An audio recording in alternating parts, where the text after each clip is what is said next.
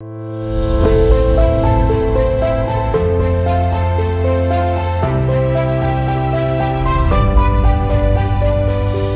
मला आज सांगताना अतिशय आनंद होतोय की मोठ्या प्रमाणावर शेतकरी सेमिनारमध्ये डायरी घेऊन त्यामध्ये जे मार्गदर्शन आहे ते लिहून घेतात आहेत। त्यामुळे सुरुवातीच्या काळातला ॲग्रोव्हिजन आणि आताचा यात फरक पडलेला आहे।